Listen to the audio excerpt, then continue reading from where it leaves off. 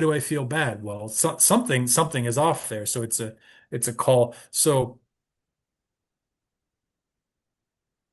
the the metaphor of the wedding being like the sense of something being off is a longing for it to be right. It's a longing for like if you sense something is wrong, then somewhere in your unconscious is an image of like what it's supposed to be.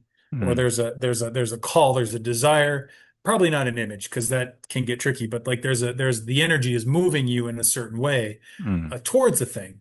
mm, And that union with the thing is where like, oh, the longing in my heart has met its object and is joined with it, mm, whether we're talking the divine or we're talking about a relationship or we're talking about a job that is meaningful to us and has us feel engaged, like whatever it is, the wedding is the bringing together of the lover, the longing, and the beloved, the longed for. Like mm, once they join, um, then that's the creative act. Then new stuff can new life can grow.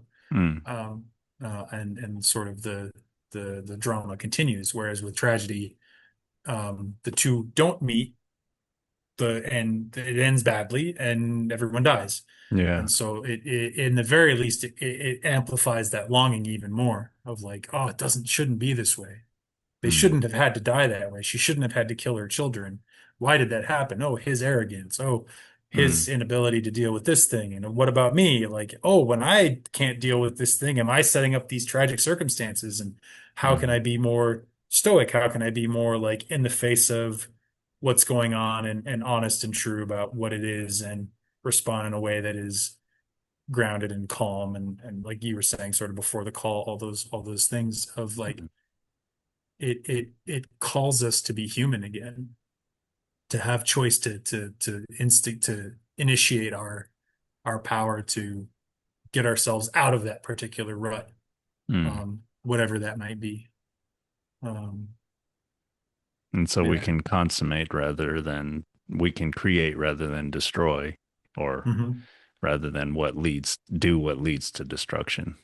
Yeah. Yeah. Well said. That distinction. That's a good distinction. Yeah. Do what leads to creation rather than do what leads to destruction. Mm, And like in our story, it might not be the way you think it's going to be. You know, one of the things that I'm facing with in regards to my own creative struggles is like I have this idea of my newsletter and how I want it to go and how I want it to be. And um there like maybe that particular construct of how I think it's supposed to be needs to be destroyed mm, so that because that is actually blocking like with Gatsby, he's got this idea of what Daisy's supposed to be that's blocking him actually getting to know Daisy the way she is. mm, And so there's some sort of a depression or a withdrawal that has to happen for me in regards to my creative endeavors, where like the image that I'm holding up, like if I get depressed, if my life force energy, my libido kind of like sinks down into the unconscious, and I'm like, "Ah, I can't really get to this. I can't really do it. Um, maybe I need to try harder. That's definitely an option. And maybe the image that I have of what it looks like to try harder needs to die and transform, needs to mm, die and come back. mm, So that like if I can find where the energy is, or even just let that death happen, um, mm, the new creativity can come about. I mean, mm, oftentimes I'm in I mean, heck, in this fairy, I was gonna try and bring in Shakespeare, but I don't know any of my Shakespeare plays off the top of my head that quickly. But in our story, the Carnation, um, she tries again and again to, or really the prince tries again and again to get her to speak, and she mm, has to go through these stages of like mm, failure, success, but failure. Like he fails over and over to get her to speak until mm, finally at the end she speaks. mm, And every time he tries to get her to speak, it doesn't happen. So he has to sort of go back into the stone and then come back again once her desperation is strong enough Mm. to draw him out. She has enough of a problem that he thinks, oh, if I can solve this, maybe she'll talk to me. Um, so that kind of went on a loop. But I think to kind of try and bottom line it is like, if we are talking about meeting life successfully, we never know what that's going to look like. And Mm. it might, for one person, it might look like trying harder. For another person, it might look like giving up. And that's kind of the mystery that, that we have to step into and try and make sense of. Just like we were talking with the creative act and sexuality early on, like it's kind of an improv. You have to meet it where it is. If Mm. you come to it with an image of what it's supposed to be like, you're not actually meeting it in the first place. Um, yeah. There is another thing I'm thinking of in terms of creativity is there's a little like the Dionysus with the vine needs the trellis, the Mm, natural fecund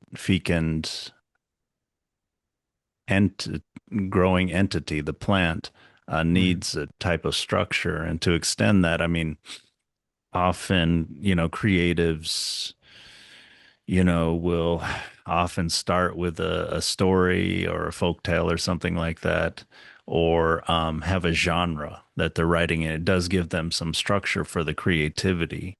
Um, does that apply to you at all? Um, um, I'm not sure because my struggle with my creativity is still a bit of a mystery. Mm. Um, I certainly I certainly have the genres and the structures that I use in my newsletter. I'll write, sometimes it'll be a poem, sometimes it'll be a fairy tale, sometimes it'll be more of an essay. And so I sort of have an idea of what the piece is. Maybe not when I sit down to write it, but once I've written it, I'm like, oh, this is like, as I'm writing it, I'm like, okay, this is going in this Mm. direction. And Mm. apparently I'm writing a story today, or I get the idea and I write it out and I'm like, oh, this feels like it's a poem the way Mm. the words are forming up.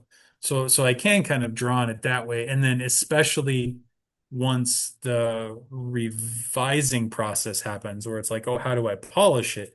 That's where a lot of the structure can come in and be like, okay, well, like what is a good poem? What makes a good poem? What makes a good fairy tale? What makes a good essay? Like how the ones that I've Mm. enjoyed, why have I enjoyed them? And so the Mm. structure can kind of, so there's the initial sprouting and then the structure kind of comes in and helps it to Mm. thrive. Mm.